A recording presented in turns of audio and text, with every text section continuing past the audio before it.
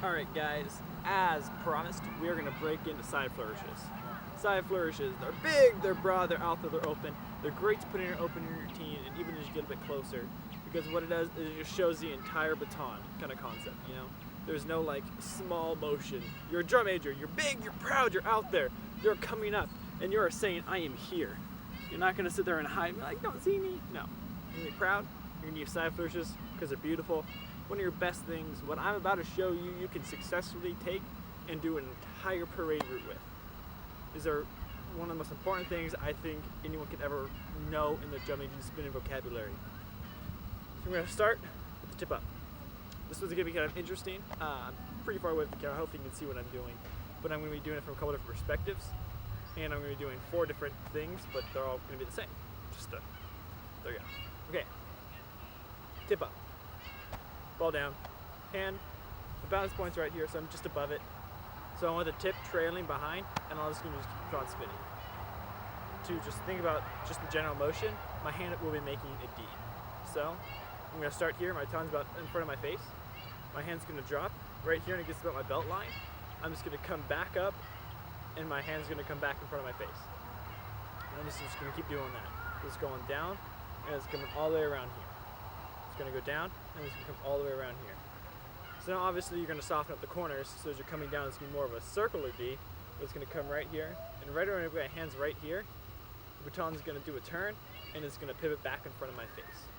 I'll turn around real quick, you guys can get a view. It's going to be right here, it's going down, and you come around, and it's coming back in front. Alright? So now you guys can kind of see that. I'm going to hold the baton right here, just above the balance point. I'm going to drop it. You notice as soon as I hit here, the tip falls. As the tip falls, it's going to push the baton back up.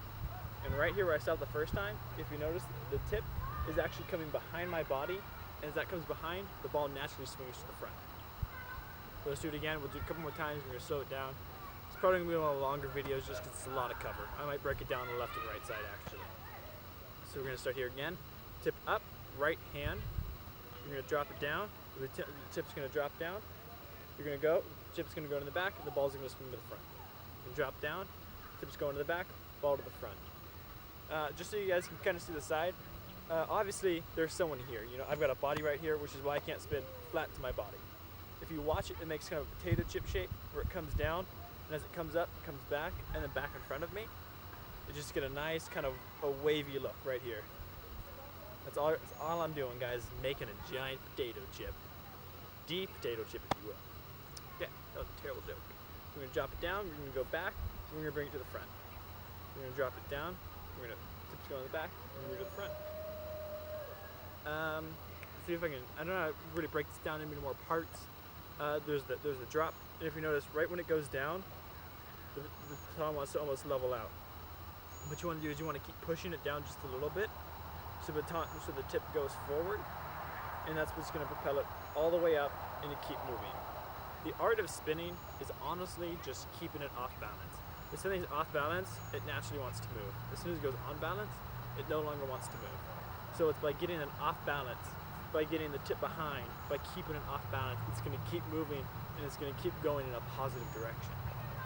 Negative directions aren't so pretty. You know, I can, you know, right here with a lot of force I can do it.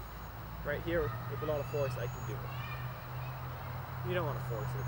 It wants to look natural, it wants to look flowing, it wants to look like you've done it 1,000 times before. Okay? So, we're just going to go right here with our nice loose grip. We're going to drop it down. And right here, you see that pivot point right there, and it's coming back up. Now let's see if I can get a little bit closer. I'll get a little bit lower, and hopefully you guys can just see my motion.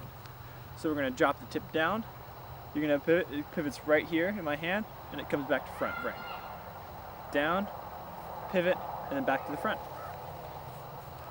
That's all I'm doing. It's pretty simple, it's pretty straightforward. It's kind of hard for a lot of people to grasp because it's like you want a really light grip. Like I might be able to even, yeah. See, I can do it just about with 2 fingers. Like that is, you don't want a tight grip. As soon as you start tightening up, you start getting chunky. You see how right here, how it's not pivoting, I'm just moving my wrist and getting it, and it doesn't look right. It's not flowing, it's not smooth, and it's not graceful. You want to just keep going, you know? Drop it, pivot, and then back to the front. And then back to the front. Drop it, pivot, and back to the front. Same thing with the left hand. You're just gonna hold it in your left hand, tip up still. If you notice, the baton has shifted directions. So instead of the tip being towards my right shoulder, my right hand, it's towards my left shoulder, my left hand. I'm just off the balance point. I'm gonna make my same D shape when I go down. Tip's gonna drop, it's come up, and it's come next to me. It's gonna drop, it's gonna go down, it's gonna pivot behind, it's gonna go back. It's pretty straight. I think that's probably the easiest way I can break it down, is just part by part. So you kind of see the back angle of it, what it would look like, watching someone do it in the same direction you're doing it. It's going here, it's going to drop, and it's going to come back to the front. It's going to drop, it's going to pivot here, and come back. If you guys have trouble with it, you guys can shoot me an email asking me specifically. I'll put it in the comments. I'm just doing the best I can here. Just down, pivot, and then back. Left hand, down, pivot, and then back.